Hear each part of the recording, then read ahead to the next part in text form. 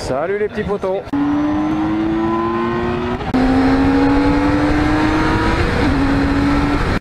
C'est le Ronde Aquitaine.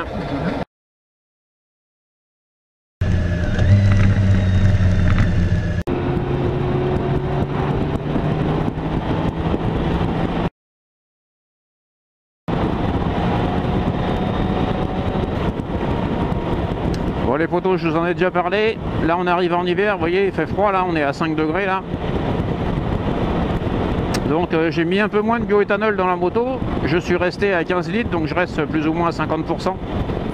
J'ai mis, j'avais pas tout à fait besoin du plein, mais j'ai mis 25 litres, enfin si pas loin, j'ai mis 25 litres dans la moto en tout. J'ai mis 15 litres de bio et 10 litres de 95 de 10. Parce que si je monte au-dessus de 15, en temps normal j'ai fait l'essai jusqu'à 18-20 litres, ça marche très bien, sauf que quand il fait froid, vous le savez, le bioéthanol a du mal à démarrer à froid.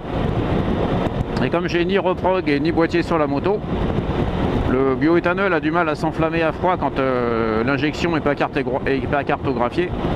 C'est pour ça que l'aide des boîtiers ça joue. Donc l'hiver, quand il va faire froid, là on rentre en hiver, hein, puisqu'on est le 30 décembre les petits potos. Là vous voyez j'ai 4,5, ça quand ça baisse un petit peu. Et donc je veux pas éviter, enfin je veux éviter de tirer trop sur mon démarreur. Donc là 15 litres normalement à moitié de réservoir, ça marche sans problème. Alors je vous en ai déjà parlé, hein, même si je mets plus, même si je monte à 20 litres, ou il se pourrait même que la moto roule 100% bioéthanol, sachant qu'en hiver le bioéthanol il est à 60-65%, donc de bio par rapport à l'essence, hein, donc vous avez à peu près moitié-moitié. Et donc même si ça fait moins de bio dans le réservoir, ça me fait toujours le même prix à la pompe. Ce qui me fait quasiment économiser 1 euro du litre, pas loin. Alors il y a quelqu'un qui une fois m'a fait réflexion, mais tu roules en K16 GTL et tu chipotes à 1 euro du litre. Bah excuse-moi gros, je vais pas non plus engraisser l'État sur des taxes comme ça. Je paye assez d'impôts comme ça. Et je vois pas le rapport entre rouler en K16 et pas économiser 1 euro du litre. Vous faites le calcul, hein, j'ai fait une fois de tête vite fait comme ça. Sur l'économie d'essence que je fais en roulant au bioéthanol, ça me fait économiser aux alentours de 600 balles par an, ce qui est pas rien. Hein. Ça me paye quasiment mes 2 révisions annuelles. Donc je vais pas m'en priver. Alors j'ai un de mes abonnés qui m'avait demandé de faire un comparatif entre mon ancienne Mami RT, la 1150 RT que j'avais avant, et la K16. Alors c'est quand même vachement difficile parce que même si dans l'esprit ça reste des grandes routières, c'est quand même complètement différent. La 1150 RT était considérée, enfin est considérée toujours comme un best-seller chez BM. Hein. C'est des motos qui sont capables d'encaisser un très grand nombre de kilomètres. Hein. C'est pas pour rien que les administrations en général s'en servaient, notamment la gendarmerie, et qu'ils en ont encore. Hein. La grosse différence, c'est pour moi qui roule tous les jours, alors c'est pas tant la protection, parce que la K16 est vachement plus sensible aux turbulences sur la route, notamment quand vous suivez un camion, et évidemment elle est vachement plus profilée. J'avais beaucoup moins de turbulences avec la RT. Par contre au niveau technologique, puissance et confort général, hein, il n'y a pas photo quoi, hein, c'est un autre monde. Hein. Au niveau technologique, évidemment, vous avez toutes les assistances possibles et imaginables. Donc au niveau sécuritaire, pour moi qui roule par tous les temps, c'est quand même vachement important.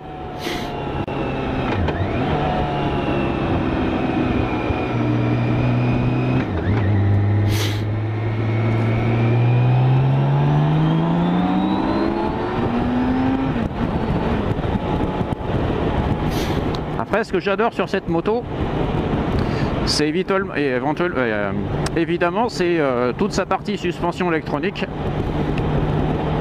Alors je roule en fait, je règle en fonction de mon humeur, c'est-à-dire quand je suis en mode pluie, ça c'est la cartographie moteur, je mets la moto en confort, qu'elle soit extrêmement souple et qu'elle évite de se dérober, même si elle a l'anti-patinage et tout. En règle générale, tous les jours par temps sec, je roule en mode road, c'est-à-dire le mode intermédiaire. Et quand je veux m'amuser un petit peu ou que je veux que la moto soit extrêmement réactive, je mets comme là en mode dynamique. Le mode dynamique, en fait, vous avez la moto, bon évidemment vous restez toujours sous contrôle électronique, mais vous avez toute la puissance immédiate, le couple. Donc la moto est extrêmement vive, malgré son poids évidemment, hein. On reste toujours à 360 kg, mais à la moindre sollicitation, le moteur pousse. Et après, donc je vous en ai déjà parlé, hein, vous avez les 3 cartographies, vous avez pluie, hydro et dynamique. Après, l'entretien n'est pas beaucoup plus onéreux sur celle-ci, si ce n'est les bougies, puisque évidemment c'est un 6 cylindres, donc 6 bougies. Éventuellement après il y aura 6 bobines, mais le confort, quand vous roulez beaucoup et que vous roulez notamment en duo ou chargé ou plus, les suspensions électroniques s'adaptent parfaitement. Et ça c'est vachement bien.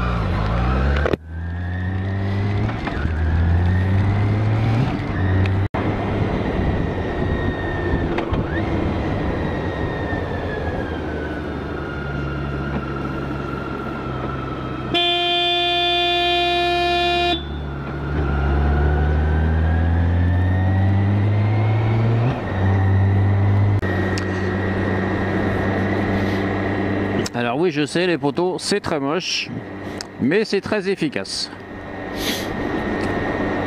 Ceux qui ont déjà roulé par grand froid me comprendront. Vous pouvez avoir tout ce que vous voulez, les meilleurs gants du monde, à part peut-être les chauffants.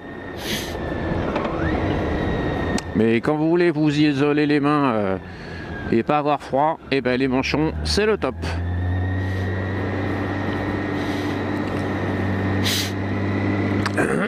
En même temps, moi je roule de nuit, donc je m'en fous, les gens ne verront pas. Lol. Et je roule au chaud.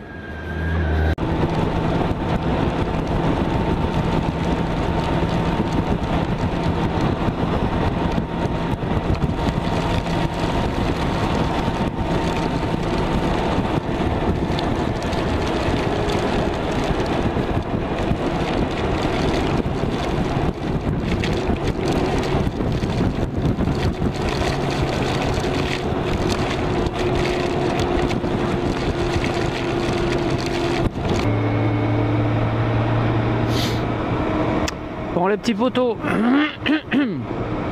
Alors, on est en semaine 49. Vous voyez, c'est mardi, je reprends le boulot. Et là, ce matin, on a -1. J'ai changé mes gants. Je viens de recevoir mes gants d'hiver parce que les miens avaient vécu, comme on dit. Donc, j'ai pris des V-Quattro Gore-Tex.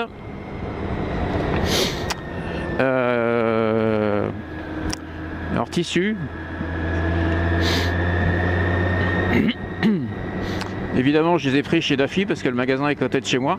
Alors moi, en général, je choisis sur internet et je vais acheter au magasin. Comme ça, non seulement je fais une bonne affaire sur internet et en même temps, je fais travailler mon magasin local. Ça, c'est mon côté commerçant. Alors, par contre, j'avais déjà des V-Quattro, mais étanches, mais pas Gore-Tex. Alors là, par contre, ceux-là sont vachement plus épais. Le truc, c'est qu'étant donné qu'ils sont plus épais, ils sont plus durs. Hein. Eh ouais, arrête-toi, toi, gros naze. Putain. Le truc, c'est que la prise en main du guidon est beaucoup plus difficile. Je sens quasiment pas mes commandes, du fait que les gants sont neufs, il va falloir qu'ils se fassent un peu. Donc, je roule doucement. Hein. Et pour la petite histoire, comme ils annoncent très froid, je suis en mode 4 couches. C'est-à-dire j'ai mon t-shirt hiver manche longue,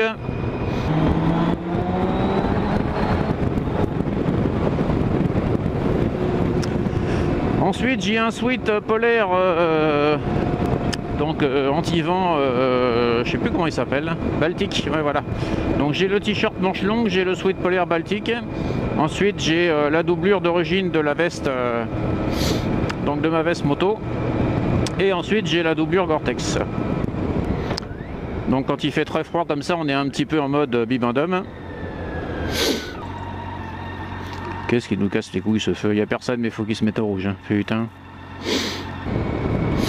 Donc voilà les petits potos. Le pantalon, j'ai toujours mon pantalon Gore-Tex aussi textile qui fait très bien son boulot. J'ai juste la doublure Gore-Tex, hein. Pour l'instant j'ai pas froid, sans doublure hiver. Bon, vous allez me dire que la moto est tellement protectrice qu'on a quasiment pas de vent. Ça devrait le faire les petits potos. Vous voyez, quand je suis sur la route, hein, je me mets en mode pare-brise levé, je suis complètement à l'abri. Le seul reproche de cette moto, c'est que ça crée des turbulences et j'ai le vent qui me pousse dans le dos, quel que soit le réglage du pare-brise. Mais bon, c'est un moindre mal par rapport à la protection qu'elle offre.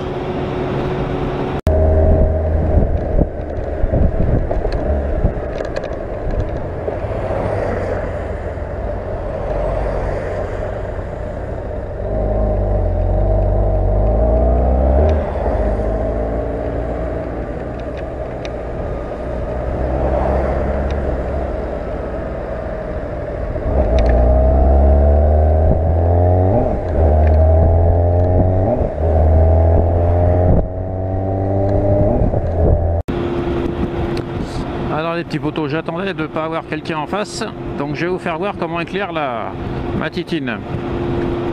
Alors là c'est pas là, parce que je cherche toujours les feux, enfin là j'ai toujours les feux de brouillard allumés, pour que vous me voyez mieux en fait, hein. Alors je vais peut-être vous baisser le pare-brise, non c'est dans l'autre sens, hop hop, voilà, parce que là j'ai les gros gants donc... Alors vous voyez, là on est en code normal, donc en feu de croisement, ce qu'on appelle maintenant. Déjà ça éclaire pas mal, hein.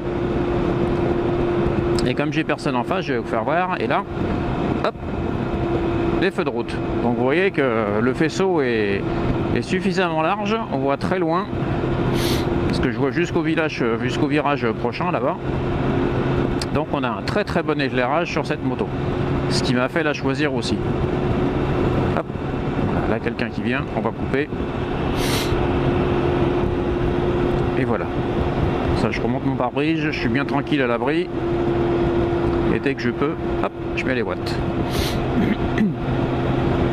Alors ce matin, les potos, on était à moins 2 degrés. Donc ce matin, vous savez, le matin, on part, on est froid, on n'a pas fait sa journée de boulot, enfin voilà quoi. Donc j'ai eu un peu froid aux mains en arrivant. C'est-à-dire qu'en général, on dit toujours que entre 15 et 20 minutes, votre équipement basique va faire le boulot.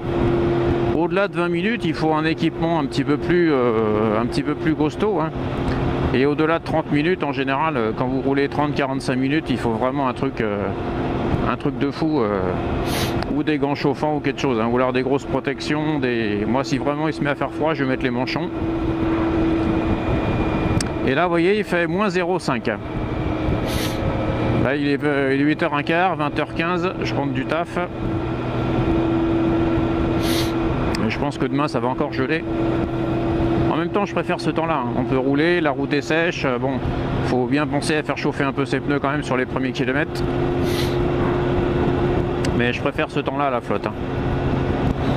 Voilà les petits potos, vous voyez en plein phare, ça éclaire bien, on voit loin, on est en sécurité. Et toujours, je vous rappelle, toujours rouler au milieu de la route, hein, pour prévenir les dangers de droite et gauche. Voilà les petits potos. Allez, bonne soirée à tous, et comme d'hab, soyez prudents sur la route. Bis les potos. Allez, salut les petits potos, et soyez prudents sur la route.